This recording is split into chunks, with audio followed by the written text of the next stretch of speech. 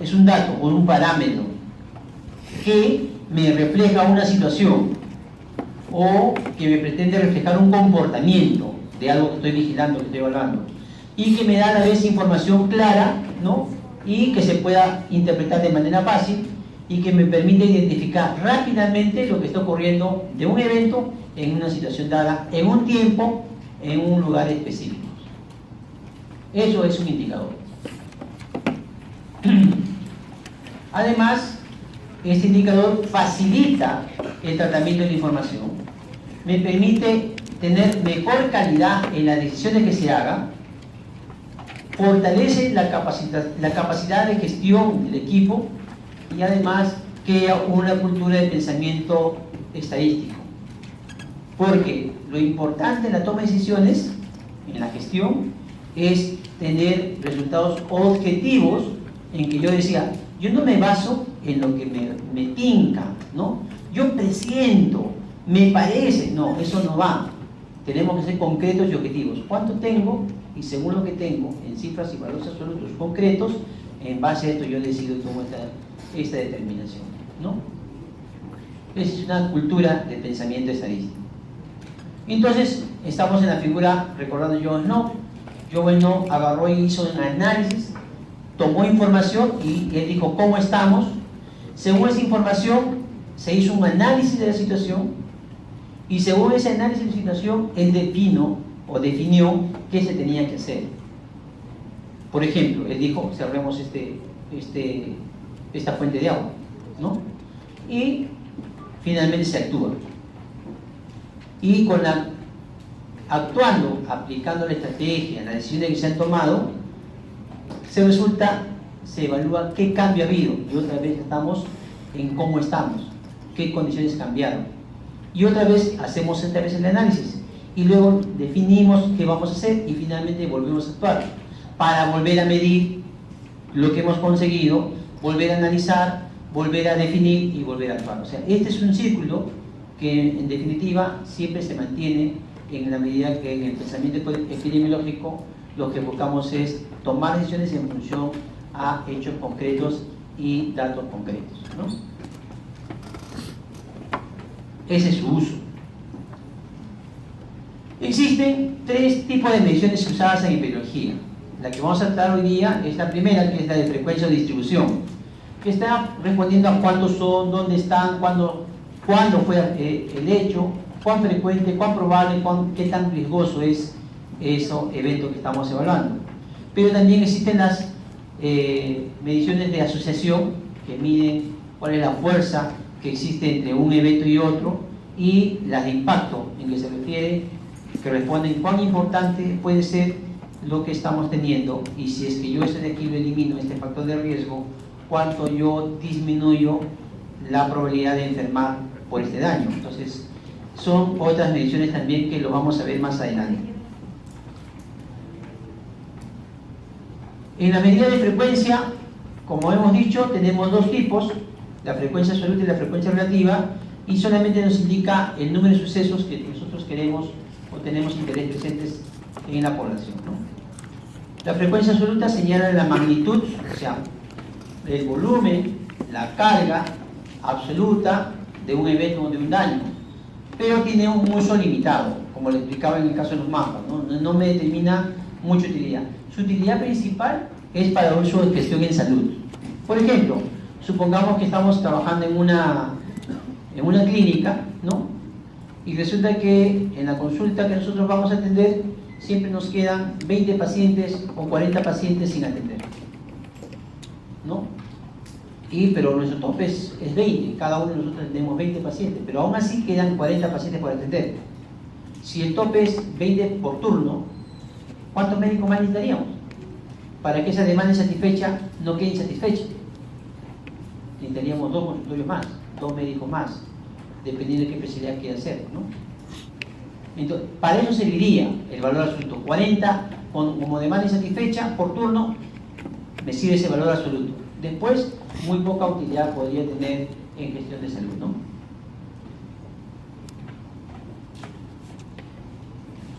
Las frecuencias relativas, por otro lado, tienen doble finalidad. Me permiten comparar ¿no? Comparo regiones, comparo eventos y además requieren que sean independientes al tamaño de la población, ¿no? Por eso es que las proporciones ayudan y permiten hacer comparar porque hacen una frecuencia relativa. ¿Qué tipos tenemos? Usamos la frecuencia relativa más usada, son proporciones, razones y tasas. Las proporciones y razones se aplican tanto para morbilidad como para mortalidad, y en el caso de la morbilidad se cuantifica tasa de incidencia y las tasas de ataque. La tasa de ataque viene a ser también una tasa de incidencia, y la tasa de mortalidad con las tasas de mortalidad que también vienen a ser tasa de incidencia, ¿no? Porque uno muere, como vamos a ver más adelante, las tasas de incidencia miden casos nuevos, ¿no? Y entonces, ¿los muertos son casos nuevos o casos antiguos? Cuando uno muere, ¿es un caso nuevo o es un caso antiguo? Siempre uno que muere es un caso nuevo, porque ya no vuelve a morir, o remuere. No remuere, ¿verdad? Entonces, siempre la tasa de mortalidad también va a ser una tasa de incidencia. Está remuerto. Las fórmulas es esta, ¿no? Tiene un numerador X y tiene un denominador Y. En el caso de la razón, de la proporción y la tasa, la fórmula es la misma. Lo que cambia es qué es lo que va en el numerador y qué es lo que va en el denominador y el valor de K, como lo vamos a ver ahora seguidamente. Entonces, para razón, por ejemplo, ¿qué mide la razón? Mide una relación aritmética, una división entre un evento y otro. Lo característico de la razón es que lo que va en el numerador, la X, no necesariamente tiene que ir en el denominador, en el Y. Por ejemplo, la razón más típicamente usada es la razón hombre-mujer. Entonces, hombre en el numerador, mujer en el denominador. Por tanto, ningún hombre podría estar en el denominador, ¿no? ¿O sí? No, ¿no es cierto? Entonces, esos grupos son independientes. Y el K, si ustedes observan ahí, el K siempre va a ser 1, ¿no? Es decir, no se usa. No se usa en realidad. Es como no usar K, porque siempre va a ser 1. ¿Para qué sirve la razón? Sirve para comparar la frecuencia de un evento comparado con otro. O sea, lo que le sucede en los hombres versus lo que sucede en mujeres. O sirve para comparar el mismo evento de dos poblaciones diferentes. Por ejemplo, digamos que en este grupo hay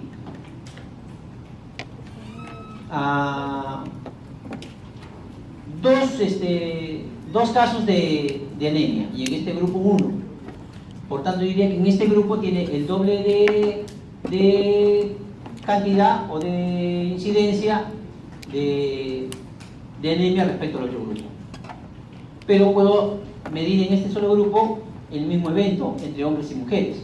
¿Cuántos son anémicos en los hombres y cuántos son anémicos en las mujeres, por ejemplo? Y saco una razón. O sea, puedo comparar dos poblaciones del mismo evento o dentro de la misma población comparar dos valores en poblaciones diferentes, ¿no? Comparando fenómenos diferentes. Entonces, para verlo aquí tenemos un ejemplo. Dice, en un grupo de estudiantes de séptimo grado, 35 eran diestros y 5 eran zurdos. La razón de diestros con zurdos sería diestros entre zurdos, 35 entre 5, y ahí lo que hago es simplificar. Quinta de 35, 7, y quinta de 5, 1. Entonces, la razón es 7-1. Diestros sobre zurdos. Las razones siempre se expresan como fracciones impropias y no vale volverlos números mixtos. Otro ejemplo, 6 de cada 10 muertes provocadas por incendio ocurren en hogares que no tienen detectores de humo. Entonces, 6 de cada 10, entonces yo tengo 6 de cada 10, en este caso saco la mitad de 6 es 3, mitad de 10 es 5, y entonces su mínima impresión es que 3 de cada 5 hogares no tienen detectores de humo, ¿no? Y que tienen muerte por eso. 3 muertes de cada 5, sus casas no tienen detectores de humo. ¿Y cómo se expresa? Pues de 3 a 5, puedes poner 3, 2.5 o 3/5, ¿cierto? Eso es lo que está expresando la razón. Y ustedes ven que el K acá no se pone, porque viene a ser K igual a 1 y todo por 1 es igual. Y esto, por ejemplo, se utiliza para esta morbilidad, por ejemplo, la razón hombre-mujer en el caso de SIDA. Para 1980 y tantos, la razón era 20 y tantos entre VIH y SIDA en hombres respecto a mujeres. Y ustedes ven cómo el tiempo eso va a ir cambiando, y ahorita estamos, la razón hombre-mujer está más o menos 4 hombres por cada mujer.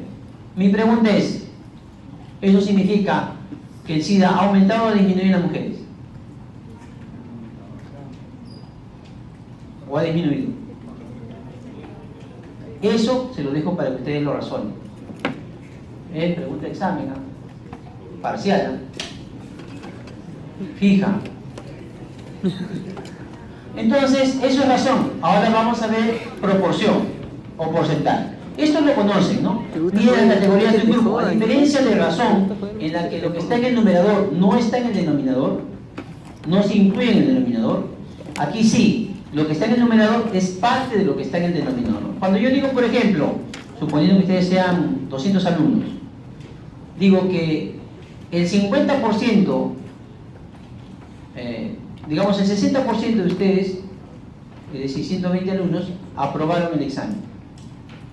Esos 160 que aprobaron son parte del grupo que dio examen, ¿cierto? Se parte del total. Eso es proporción, ¿no? El cociente está incluido, el cociente del numerador, el cociente es el cociente entre el numerador y el denominador, donde el numerador es la categoría, pero esta categoría forma parte del denominador, ¿no? Y el K en este caso vale 100. Ahora, ojo, que proporción no es lo mismo que incidencia. Y cuando uno hace un estudio, debe preguntarse, ¿es posible en este estudio calcular incidencia? Y lo vamos a hacer más adelante. Si la respuesta es no, entonces lo único que nos queda es usar proporción. La proporción no es un estimador de riesgo, por si acaso. Solamente me permite categorizar a un grupo determinado dentro de la población total. La otra característica que es que me permiten esto, si yo tengo varios grupos, por ejemplo, de los alumnos que llevan en biología, tengo la proporción de los que dieron examen y fueron aprobados, la proporción de alumnos que dieron examen y salieron desaprobados, y la proporción de alumnos que no dieron examen. Tengo 3 grupos. Los 3 grupos deben sumar 100%, ¿cierto? Entonces, en el caso de proporciones, eso es posible. Las tasas no pueden ser sumadas, por ejemplo, que es una diferencia entre proporción y tasas. Y la utilidad es que, como decíamos al principio, sirve para comparar. Y acá tienen ustedes, si ustedes hacen el ejercicio de sumar estas tablas que están en los valores que están encima de las columnas, ustedes van a encontrar que suma el 100%. Igual acá, en la parte inferior, ustedes ven que suma el 100%. ¿Qué es una tasa? A diferencia de la proporción, la tasa sí mide el riesgo. Si es una tasa de incidencia, mide el riesgo de enfermar. Si es una tasa de mortalidad, mide el riesgo de morir. ¿De acuerdo? En el caso de las tasas, mide el riesgo que tiene un individuo de enfermar, de morir o de sufrir un daño. De sufrir un daño también, por ejemplo, yo les puse al inicio de la clase el ejemplo del riesgo que tienen para aprobar el examen si es que no vienen a la clase teórica. El grupo que en este caso a la teoría de día no ha venido, ¿ya desaprobó el primer examen? No, pero cuando yo le doy el dato de que tienen el riesgo de casi el 50% de desaprobar por no venir a la teoría, le estoy diciendo que existe la posibilidad del riesgo de tener un problema académico, ¿cierto? Pero no ha ocurrido el evento, ¿ya? A diferencia que yo estoy hablando de lo que ya desaprobaron, ¿no? Entonces yo mido también la posibilidad de sufrir un daño. Expresa un riesgo específico y, ojo, una tasa tiene 3 elementos. El primer elemento es la naturaleza del evento que quiero medir. En el caso del ejemplo que les pongo es el riesgo de desaprobar el curso. Pero puede ser, por ejemplo, el riesgo de tener diabetes, el riesgo de tener cáncer, el riesgo de tener un infarto, o sea, cualquier evento que estoy vigilando. La segunda condición o el segundo elemento es el lugar, o sea, tengo que especificar en dónde. En Lima, ¿no? En Piura, en Tacna, en Loreto, tengo que especificar dónde. Y el tercer elemento es que tengo que especificar el periodo o tiempo. 2015, 2016, 2014, 2010, 2000, tengo que especificar de cuándo en el periodo me estoy ubicando, en qué momento. Las tasas se clasifican según los tipos. Puede ser por su naturaleza, y en ese caso hablamos de tasa de natalidad, tasa de morbilidad, tasa de mortalidad. Pero también puede ser por su población de referencia, puede ser una tasa general, que le llaman también tasa bruta o tasa global, ¿no? O podemos hablar de tasas específicas. Cuando hablamos de específicas nos referimos, por ejemplo, a la tasa de muerte en niños, o la tasa de enfermedad en niños, en gestantes, ¿no? O de enfermedades, de tifoidea, ¿no? De salmonelosis, de cólera. Estoy siendo específico en este caso, ¿no? En cambio, cuando hablamos de mortalidad general, incluyo todas las causas de muerte, todas las que sean, transmisibles o no transmisibles, todas se incluyen, ¿no? Esa es población, ese es según general. Las frecuencias relativas, la primera que vamos a ver es la tasa de incidencia. Y la tasa de incidencia es una medida de frecuencia de casos nuevos. Ojo, todos los casos nuevos que ocurren, esos están incorporados en la tasa de incidencia, dentro de una población en un tiempo establecido o específico. Y esto es la fórmula. Ustedes tienen en el valor X el número de casos nuevos, y en el valor Y tienen dos opciones, porque hay dos tasas de incidencia: la tasa de incidencia verdadera o densidad de incidencia, y la tasa de incidencia acumulada. La tasa de incidencia verdadera o densidad de incidencia incluye en el denominador cantidad, tiempo, persona, año persona, meses persona, semanas personas, horas personas, como quieren medirlo. O en el caso de tasa de incidencia acumulada, el número de personas sin enfermedad al inicio del periodo de observación. El valor de K en tasa de incidencia varía. Si hablamos de una tasa de ataque, el valor de K es 100. 100. Si hablamos de tasa de mortalidad infantil, tasa de mortalidad general, es 1000. Si hablamos de mortalidad materna, es 10.000. O tasa de morbilidad es por 10.000. Pero ese K puede inclusive ser de 1.000.000. ¿Y qué es lo que le pone, o cómo es que decidimos qué valor le ponemos al K? La condición es que cuando yo haga el cálculo entre el numerador y el denominador, por lo menos tenga yo una cifra entera antes del punto, ¿cierto? 5 puntos y fracciones y decimales, pero tengo un valor entero antes. Entonces basta que tenga una cifra, un dígito entero, entonces ese me permite tener. Para no decir tasa de incidencia 0.00003, no. Más fácil decir, le aumento los ceros al K y digo 3 puntos y, ¿no? Y fracción.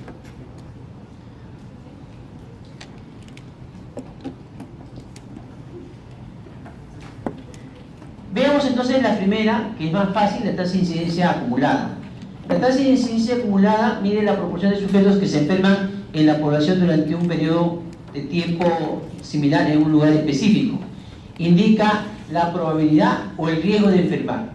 Tasa de incidencia. Riesgo de enfermar, ¿no? Mide el riesgo de enfermar.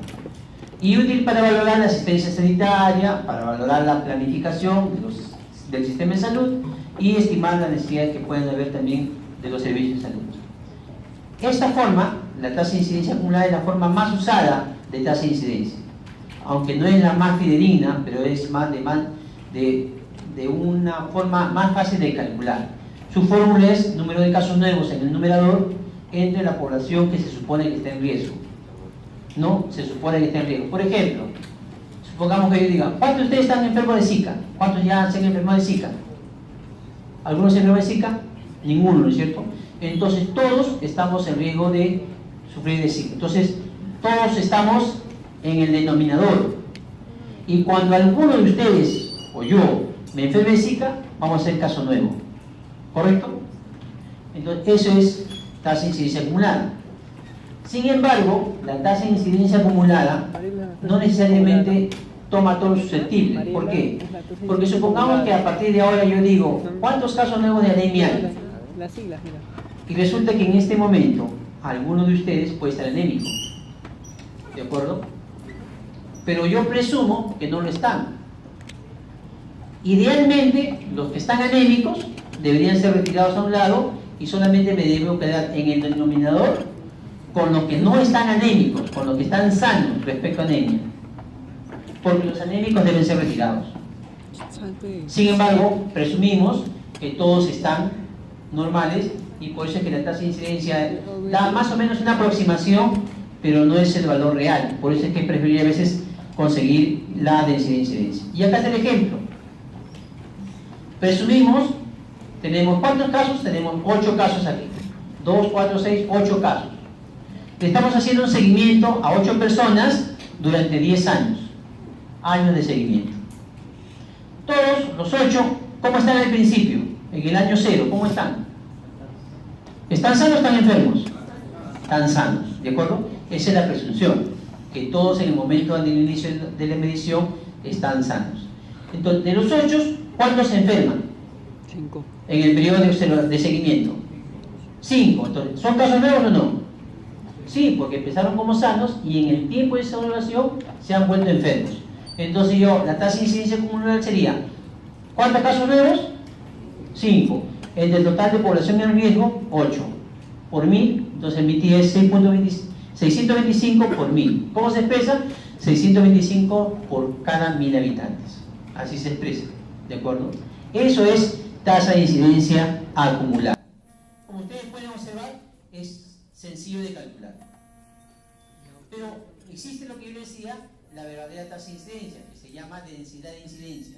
Y según Rodman, la definición es el número de comienzos de enfermedad en la población dividido en ¿qué? Entre la sumatoria de los periodos de tiempo observación de todos los individuos de dicha población.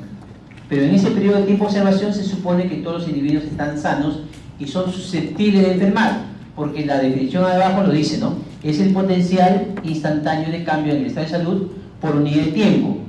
El potencial de cambio, es decir, de estando sano a pasar enfermo, durante un periodo específico en relación con el tamaño de la población susceptible. Porque si la población no es susceptible, no puede estar en el denominador. Acá en el denominador solamente se colocan aquellos que están con riesgo de enfermar.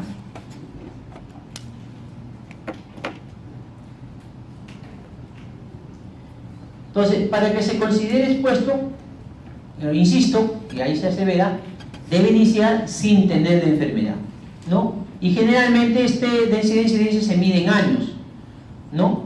Entonces se expresa en años, ¿no? Pero puede ser también meses, semanas, días, incluso si se trata de un brote puede hablarse de horas persona. ¿Cómo se expresa? Casos por cada tiempo persona, ¿no? El tiempo que hayas elegido, año persona, meses persona, días persona, horas persona, ¿no? En la fórmula dice número de casos nuevos o número de comienzo de enfermedad según Rodman, ¿no? Entre la suma de los periodos libres de la enfermedad. Acá lo vamos a ver mejor. Es el mismo gráfico que hemos hecho. En el caso anterior, en el gráfico anterior, calculamos tasa de incidencia acumulada. ¿Cómo se calcula la densidad de incidencia? Es el tiempo persona en riesgo. Observamos nuevamente, seguimiento de 10 años, ¿no? Y acá tenemos las 8 personas que empiezan la observación sanos. Pero acá en el denominador no está 8, está 48. ¿Y cómo lo sacó el Dr. Gómez? Así. Cada año es tiempo persona, ¿no? Año persona, ¿correcto? Entonces acá tengo 1 año persona, 2 años persona, 3 años persona, 4 años persona, 5, 6, 7, 8, 9, 10 años persona, bajo vigilancia. ¿De acuerdo? ¿Cuántos en los 10 años seguimientos permanecieron sanos? 3, ahí tengo 30, ¿correcto? Del primer caso, ¿cuántos años persona estuvo sano hasta que se enfermó? 2, 4, 6. El segundo, 1 nomás. El cuarto, 1, 2, 3, 4, 5 años. 5 más 7, 12. El siguiente, el quinto, 1, 2, 3, 4. 12 más 4, 16. Y el séptimo, 18. Más 30. Entonces, para 5 casos nuevos, para 48 años persona vigilados. Y le multiplico por el factor de 1000 y entonces la división me sale y se expresa 104.2 casos por 1000 años persona de observación. ¿Por qué se multiplica por 1000? Por el valor K, porque toda tasa de incidencia, toda tasa siempre se multiplica por un K. Y en este caso, si le multiplico por 10.000, me va a salir 1000. Si le multiplico por 100, podrían eventualmente ustedes confundirlo con proporción. Por eso es que le he puesto 1000. El K puede ser cualquier valor. ¿Perdón? La idea es que siempre debe haber, antes del punto, un dígito entero. Si le pongo acá un 0 más, acá va a salir 1000. Si le pongo 100 acá, sería 10.42. ¿Correcto? Pero si le pongo 100 acá, me pueden ustedes confundir mi tasa de incidencia, densidad de incidencia, con proporción, y no quiero que hagan eso. Entonces, por eso le he puesto convenientemente 1000, para que sepan que es incidencia. ¿De acuerdo? Pero fíjense que una cosa es densidad de incidencia y sale esta cifra, porque acá cada periodo de observación se considera año persona. En cambio, cuando usamos densidad de incidencia, simplemente dividimos el número de casos nuevos entre el total de casos bajo observación. Entonces acá sale 625 y en cambio la densidad de incidencia, esta es tasa de incidencia acumulada, la densidad de incidencia salió 104.2 casos por 1000 años persona. Entonces, con esto de acá ustedes pueden tranquilamente reconocer si se trata de densidad de incidencia o se trata de tasa de incidencia acumulada.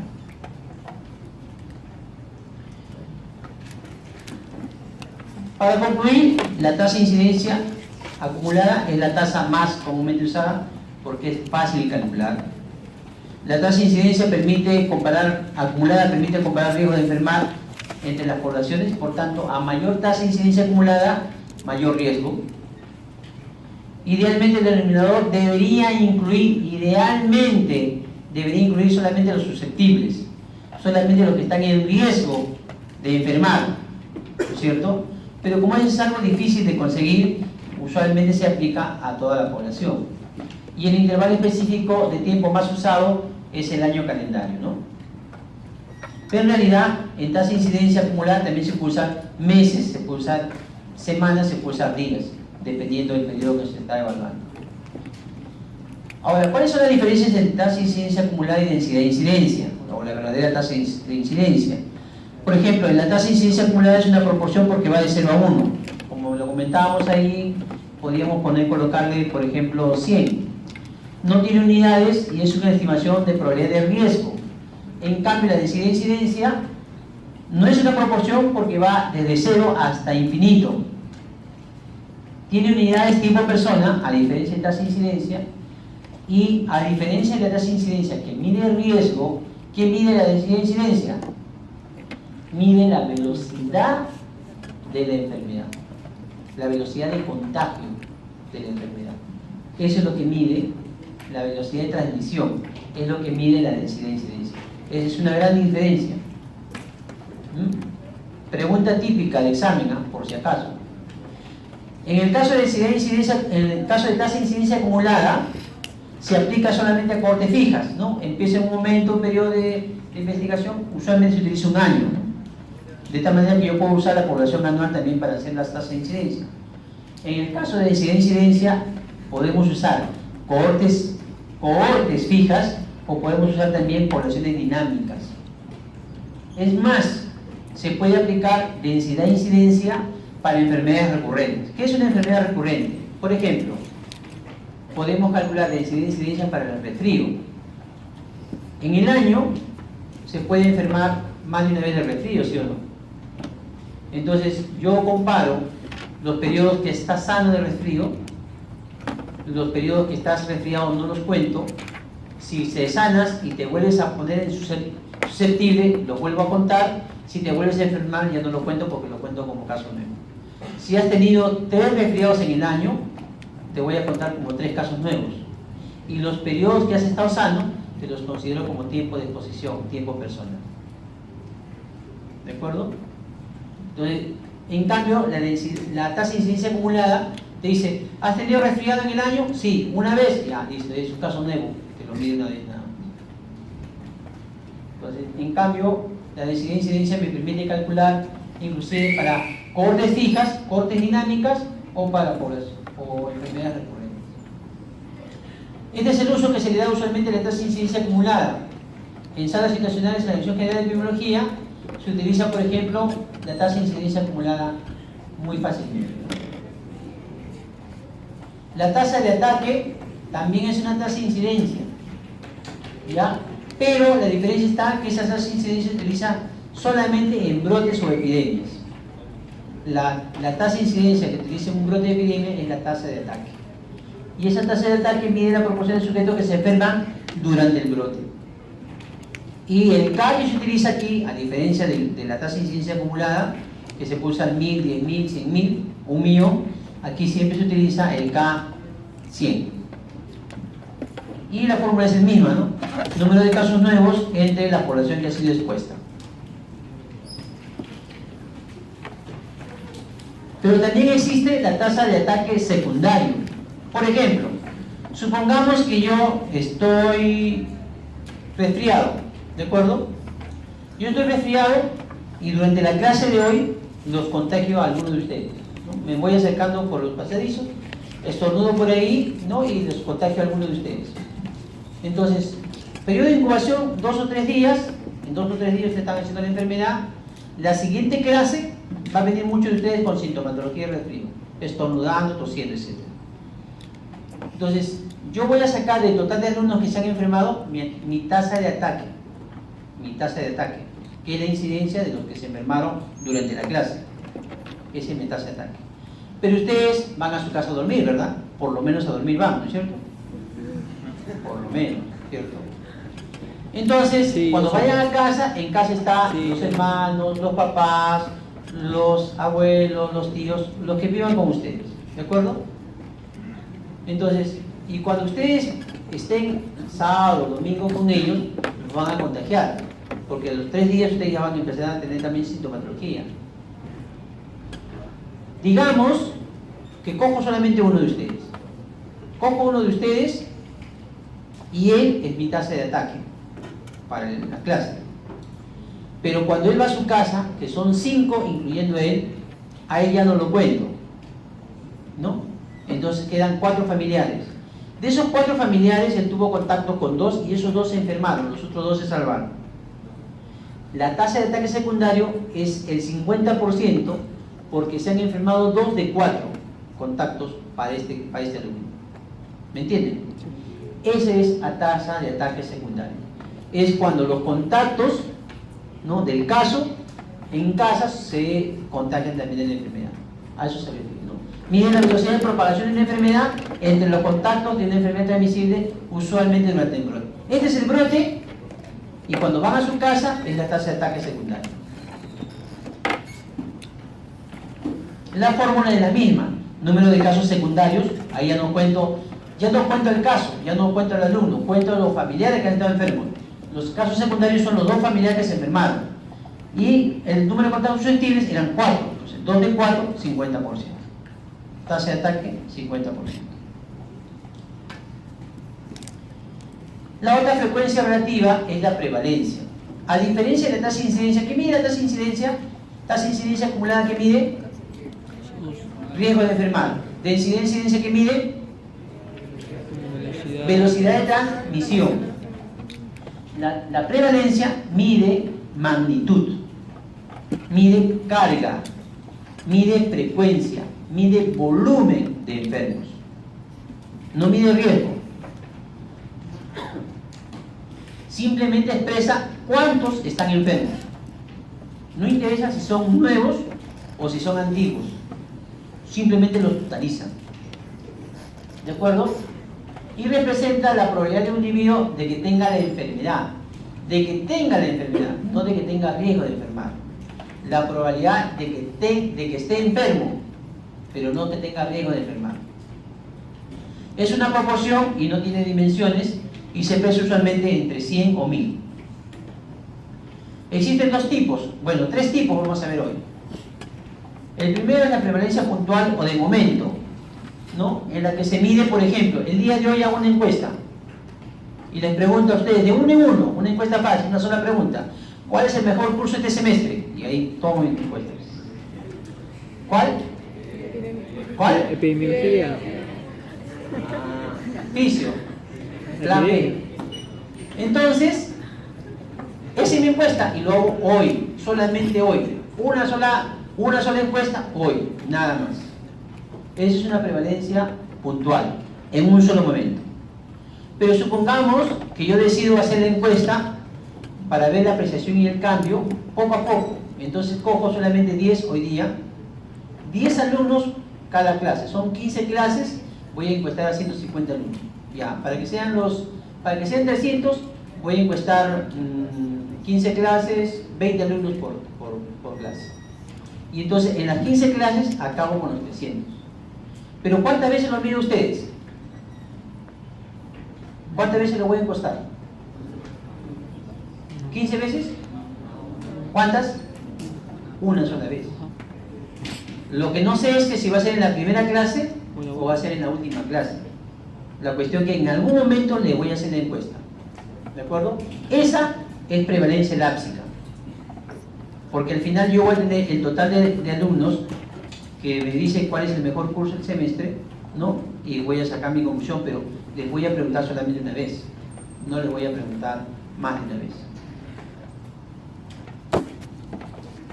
Siempre es una sola medición, o en un momento o en un periodo. Y acá está, por ejemplo, lo que está en moradito es una prevalencia puntual, de momento, en el segundo mes y en el octavo mes.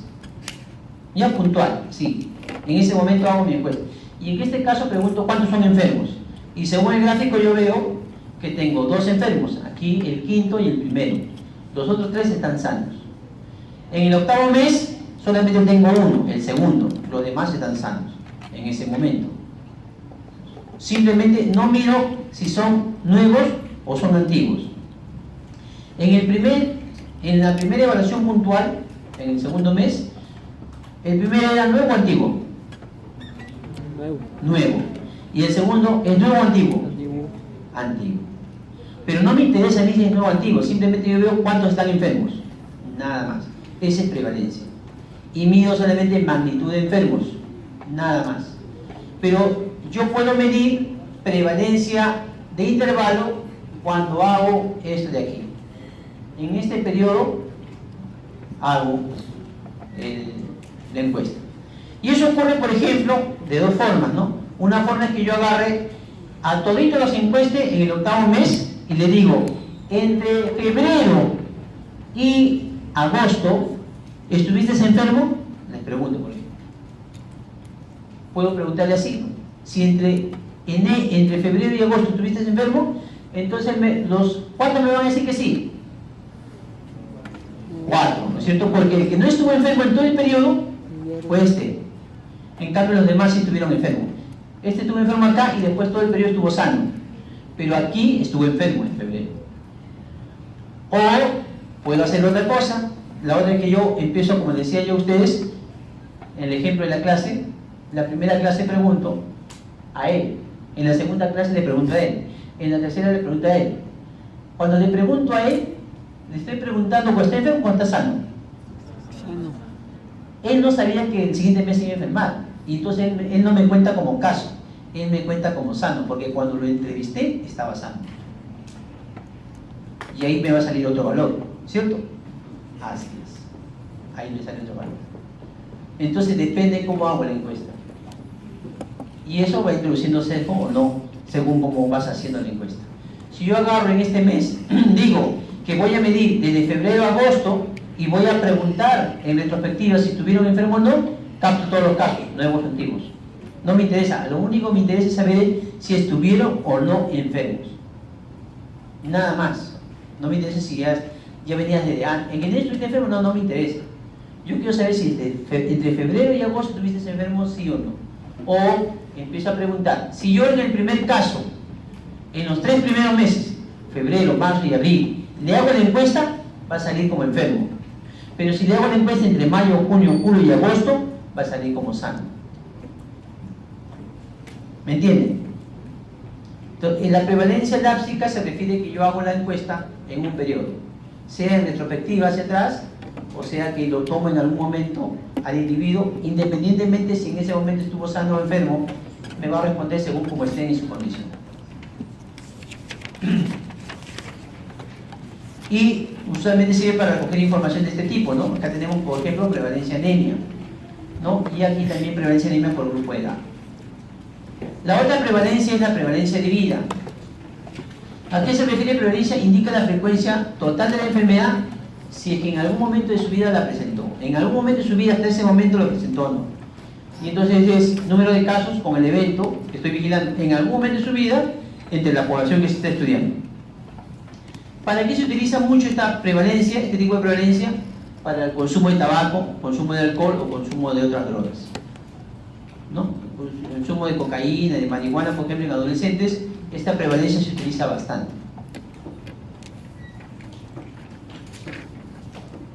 ¿Cuáles son las diferencias entre incidencia y prevalencia? En el caso de incidencia, utiliza casos nuevos. En el caso de prevalencia, casos nuevos y antiguos. En el caso de incidencia, mide las veces que ocurre la enfermedad. En el caso de prevalencia, mide el residuo o remanente. ¿Por qué? Porque en el transcurso del tiempo algunos sanan, ¿verdad? Y entonces ya no son contados como casos. En algunos casos, algunos se mueren, ¿verdad? Por la enfermedad y ya no son contados como casos. Entonces lo que queda, el remanente, es lo que se cuenta. Es fundamental para estudiar los factores etiológicos en el caso de incidencia. En el caso de prevalencia no sirve para fines de etiología. En el caso de incidencia da medida directa de la frecuencia con que enferma la persona, es decir, mide el riesgo de enfermar. En caso de prevalencia mide la frecuencia, depende de dos factores, del número de enfermos en el pasado y de la duración de la enfermedad, ¿no? Y no mide riesgo, sino mide carga de enfermedad. Y en incidencia es necesario determinar la fecha de inicio de la enfermedad, pero en prevalencia no es necesidad de determinar cuál es la fecha del inicio de la enfermedad, ¿no? O sea, no me interesa si es nuevo o es antiguo, simplemente me interesa saber, ¿está enfermo o no está enfermo? Nada más.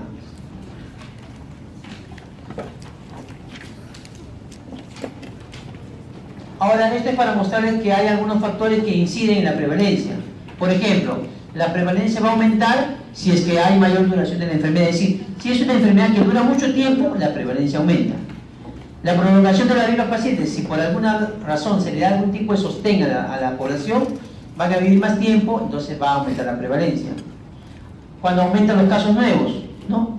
Lo que está ocurriendo en Brasil, por ejemplo, con Zika, aumentan casos nuevos, puede aumentar la prevalencia. Cuando hay inmigración de casos, es decir, gente de casos que vienen enfermos y llegan a la ciudad enfermos. Cuando hay emigración de personas sanas, es decir, los sanos que están aquí se van, entonces al irse disminuye el denominador y aumenta la prevalencia. Inmigración de susceptibles, es decir, vienen gente que nunca ha tenido la enfermedad y que puede tener riesgo de enfermar. Y por último, la mejora en el diagnóstico. Si yo mejoro el diagnóstico, aparentemente voy a tener un aumento, pero en realidad es que estoy teniendo más bien la prevalencia real. No es que aumente, sino que tengo la prevalencia real, porque el diagnóstico se hace más temprano, más precoz o con mayor precisión.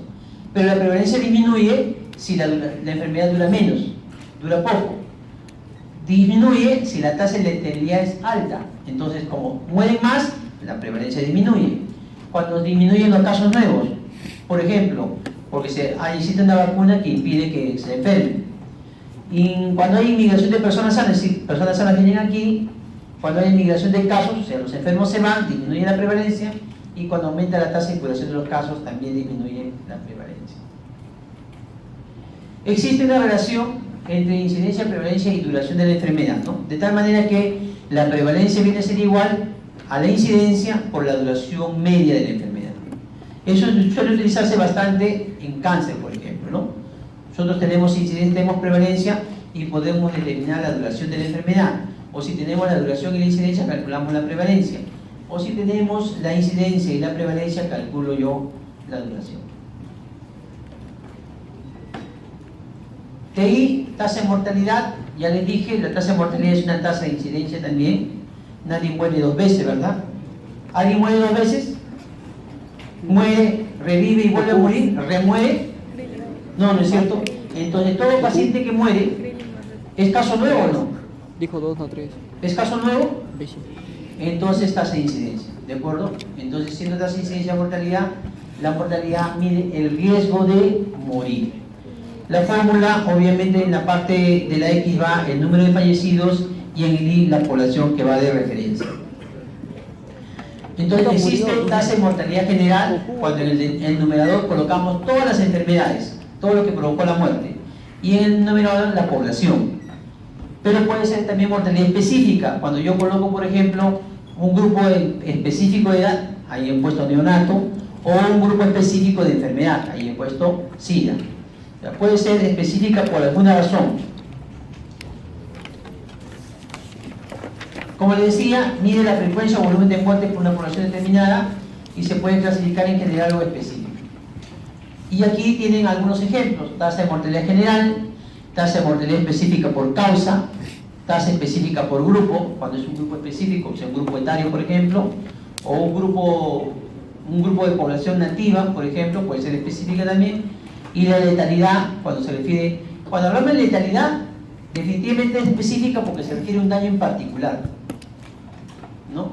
Letalidad por ébola, letalidad por SIDA, entonces me estoy refiriendo a un daño en particular. Entonces, siempre la tasa de letalidad es una tasa de mortalidad específica. La tasa de mortalidad infantil, la tasa de mortalidad neonatal y la tasa de mortalidad materna también son específicas porque se están refiriendo a infantiles, niños menores de 1 año, a neonatos menores de 1 mes y a maternas, a gestantes en periodo de gestación o puerperio, ¿no? Entonces, a eso se refiere, son tasas de mortalidades específicas. Y aquí está la forma como se presenta, sea por cuadros, sea por gráficos de mapas, para visualizar de manera rápida la tasa de mortalidad.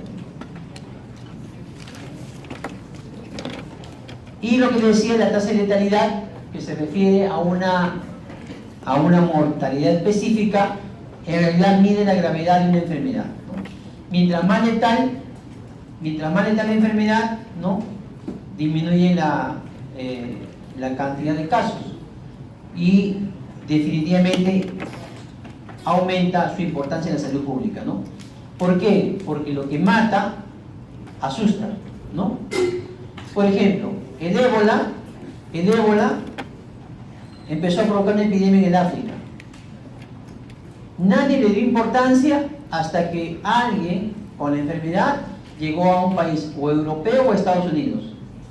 Cuando ocurrió eso, recién todo el mundo le dio importancia. ¿Por qué? Porque la gente moría. Mientras era un problema del tercer mundo, localizado a países africanos, nadie le hizo caso. Pero cuando ya vio la posibilidad de que se podía trasladar a los demás países, entonces se le dio importancia. O sea, eso, la letalidad, es lo que da importancia a la salud pública. La anemia, que a la vez también produce, que tiene una alta prevalencia, pero como no mata, aparentemente no es importante para la población. Lo otro, que existe una relación entre mortalidad, incidencia y letalidad, ¿no? De tal manera que la mortalidad es igual a la incidencia por la letalidad, ¿no? Es otra forma también de poder calcular la letalidad o la incidencia o la mortalidad, dependiendo que tenga 2 datos de ellos, de esos 3, se puede calcular el tercero. Bien, eso es todo por hoy.